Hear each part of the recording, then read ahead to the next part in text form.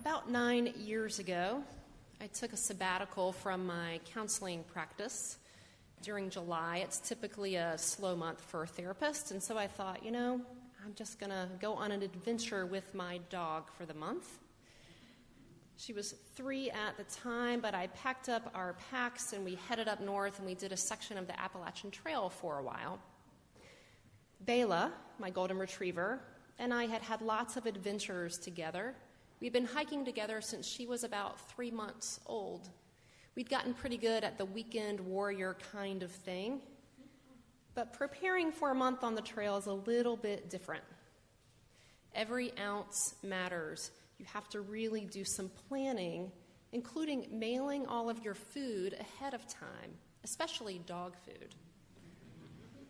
You have to know where to mail it, and then you have to know how to get to that place where you're going to go pick it up. It is a little bit tricky. I also learned pretty quickly from trail culture and various nitty-gritty kind of books that a big piece of hiking on the AT involved hitchhiking. You simply had to get comfortable with sticking out your thumb and hoping somebody would pick you up. Hitchhiking was most important from those connections when you first get off the trail to get to the post office where all the things you need are waiting for you. Sometimes it's only a half a mile, that's no big deal, but sometimes it's a long ways. The summer that Bela and I were on the AT in Vermont, it was the rainiest and the hottest July Vermont had ever had. We were not exactly counting on that. That's why we went to Vermont.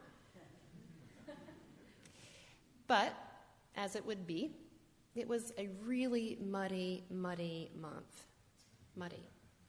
In fact, one day when we really needed to get to the mail drop, and it was a 5-mile hike from the end of the trail on a 4-lane highway into the town where our mail was waiting for us, it had rained nonstop for 4 days. The trail was a bog, literally. It was covered in mud, and we were drenched all the way through. My golden retriever looked less like a little fluffy puppy and more like a creature from the Black Lagoon. But somehow we had to get to all of our supplies. So we walk out on this highway in Vermont, and I stick out my thumb, and I'm thinking, yeah, right, how is this going to happen? Folks that are hiker-friendly, as we say, near trail towns are great. And they love hikers, and they want to hang out with you and cook you dinner, but they don't really want to let you into their car.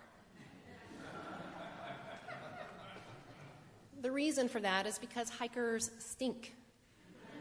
It doesn't matter what you do, you just stink. You could have just bathed, you could have just washed all of your clothes at the local laundromat, but you're still pretty ripe. And that's because there's just a certain hiker stench that gets into the very fibers of what you have on. It just sort of permeates everything. So you learn pretty quickly to hope that there's actually a pickup truck that comes by, because the bed of the truck is, much safer than the interior of a car. Chances are greater. Well, this day, as we are looking like foreign objects, I stick out my thumb. It's still pouring rain. Thinking, okay, it's just going to be a long walk. A car pulls over. A very shiny, to me, looked brand new, very nice BMW pulls over.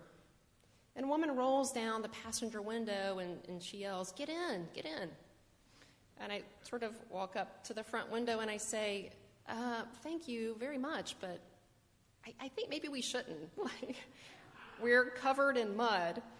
And she said, I know, I see that you are. She was like, "Just get in." I'm like, okay. So I opened the back door for us to hop in, and I noticed she has almost white leather seats, like that really light sand color. And I kind of look up at her and I say, "So do you have a blanket or a towel? I don't want to mess up your seats." And she said, "I don't. I don't care how dirty you are. Just get in." I said, okay. My dog took no time hopping in. She was right up there, ready to be taken wherever off of this muddy bog. Sure enough, she drove us to town, and literally her seats were covered and mud and gravel and dirt and probably smells. But we got to talking, and it turns out she was a graduate of the National Outdoor Leadership School, Knowles, as was I, so we could bond over our Knowles alum status and experiences. She gave me her number and said, "Please let me know if you need anything." She said, "Here's the best place to buy cheap sushi in town. The laundromat's right there. It takes quarters." I never saw her again, but I often wondered about her. I mostly wondered if her car was really ruined forever. I was hoping that it was not, but nonetheless was grateful, very grateful for a nice ride into town that day instead of a bumpy, rainy ride in the back of a pickup truck. Our passage today is from the foundational book in our faith, the book of Romans as we know it. Romans was written in the 50s CE, was written before the Gospels, and it was written by Paul. Really, no one disputes this. It's probably written to more than one group of Christians in Rome, but probably a bunch of them. The main theme of Romans has to do with grace. Romans is about the contrast of what does it mean to live according to law, but for Paul, this probably meant some combination of Jewish law, but also Roman law, the law of the empire. So the contrast of what was it like to live under that, and then what was it like to actually live under grace? Paul knew a thing or two about grace. You probably remember the story. He himself was responsible for the death of many, many early Christians.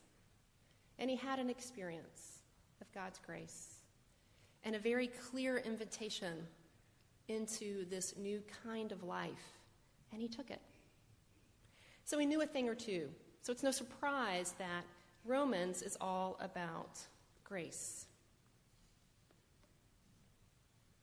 Our passage today tells us that we have access to God's grace through faith in Jesus. Here, the word for access literally means to bring to or to move into. And I like this idea of what would it be like to move into God's grace, to make it our home, to put up curtains, to paint the walls. What would that be like? That is our invitation. But then there's the question of what in the world is this grace word? We say grace before meals. Grace be with you. It's a word that is thrown around a lot, but what does it really mean? It means some combination of gift and favor, typically unmerited favor. For Paul, he makes it clear in this letter to the Romans that it's an unearned favor that we have access to because of Jesus' life and because of Jesus' death. In thinking about how to make this real, I think grace is a little bit like having an anonymous benefactor suddenly pay off all of your student loans and not be able to do anything to pay them back other than to live in the freedom of what it means to be debt-free. And therefore giving as much in return. I think grace is like being given that second, third, 15th chance you wish that the person you loved would give you. Sometimes grace is compared to a clean slate, a fresh start. I think it's a little bit different than that.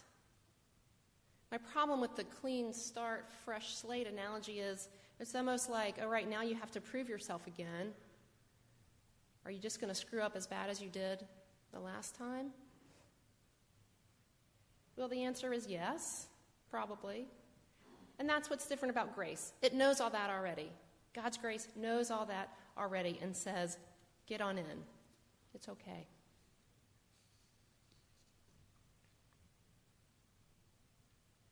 In thinking about accessing God's grace, I also think of lots of movies. movies of people trying to break into certain areas, and they can crack maybe the first code. And they're trying to get to wherever the final destination is, and they're avoiding the sensors, the motion detectors, or like climbing on the ceiling or on the floor. They're able to stick to the walls.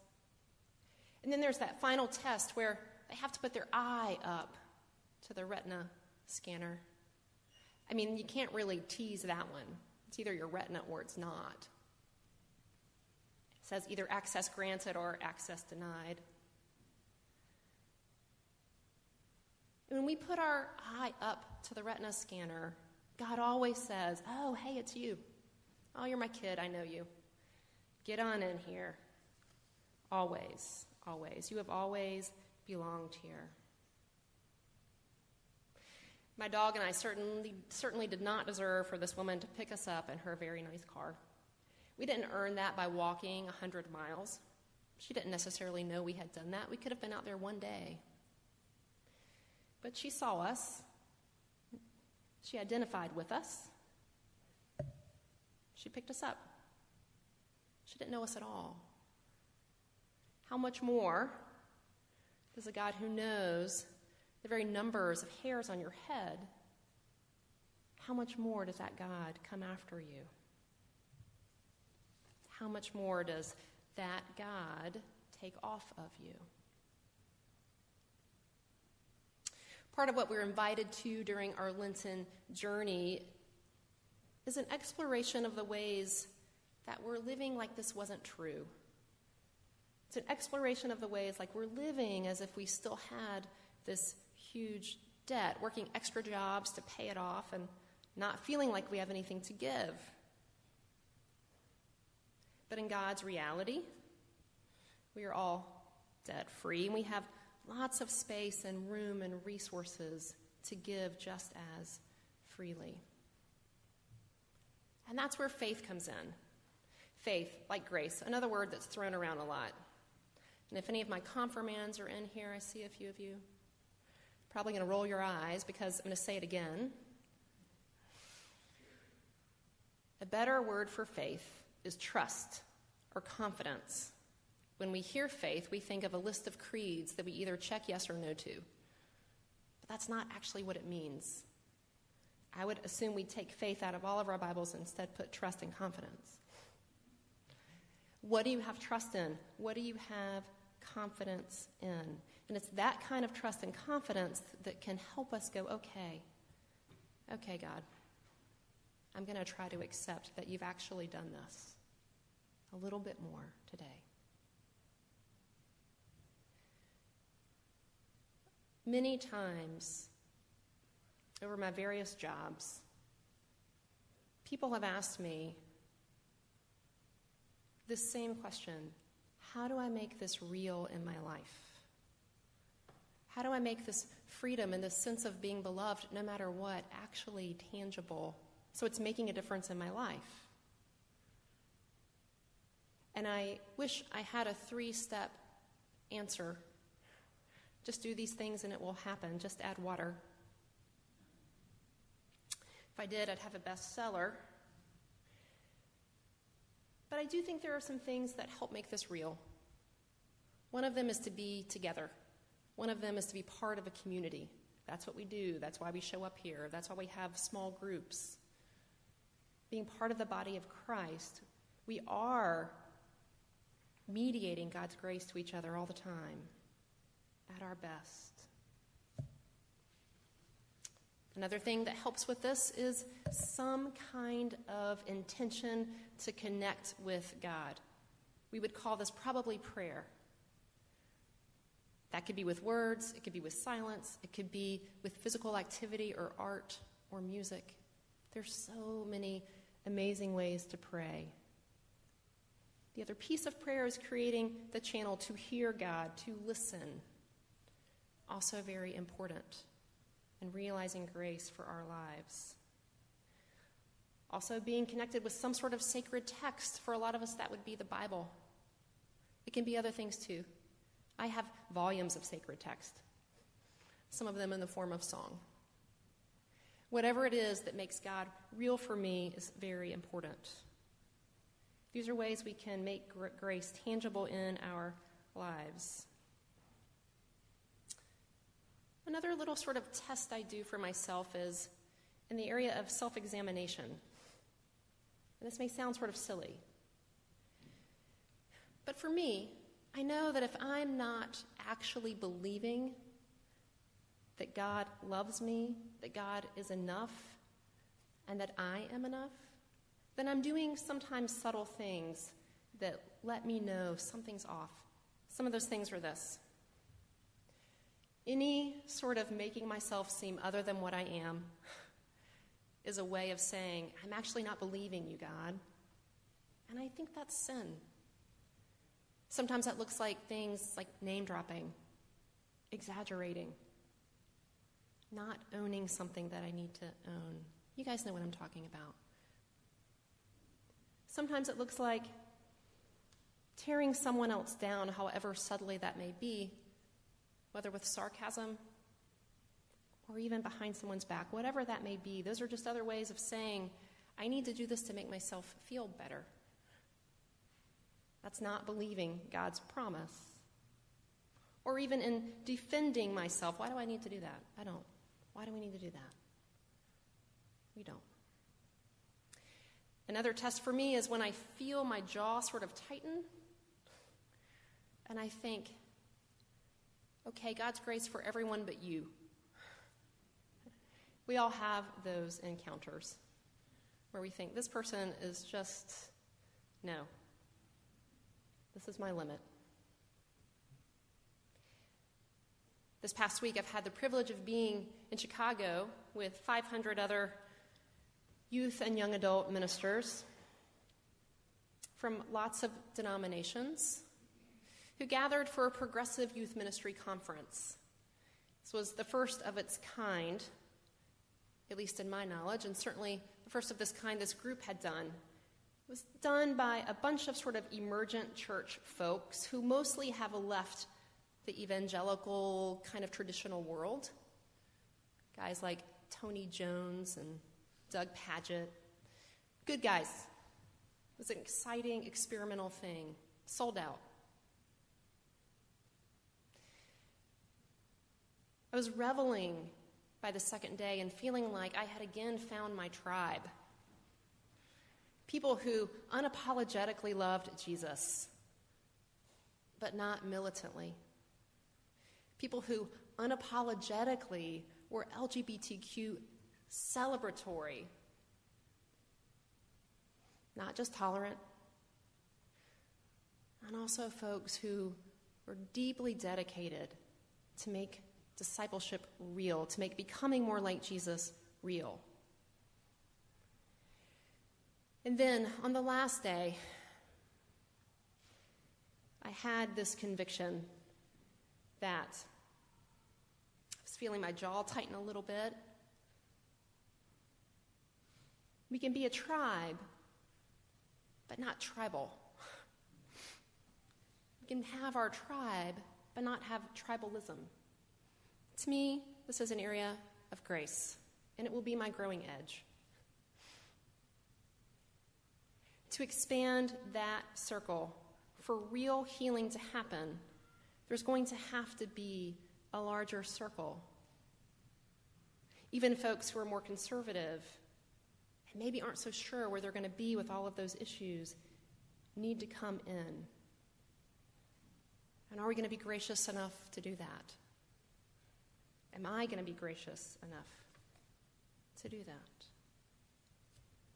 I hope so.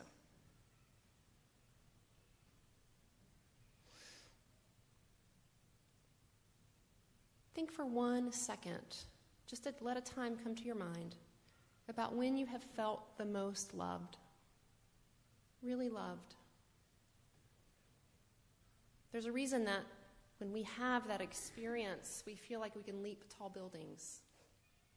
Because there's a security that comes in that enables us to take risk, to have confidence enough to take risk.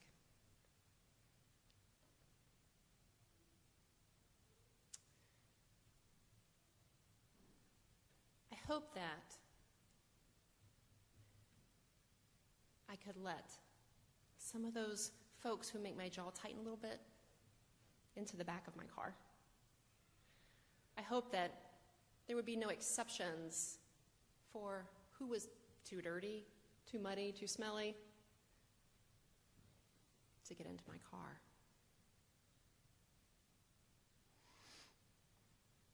So what are you carrying? What feels like dirt? What feels extra? That this is a deeper invitation to lay down, to get in, to move into your home.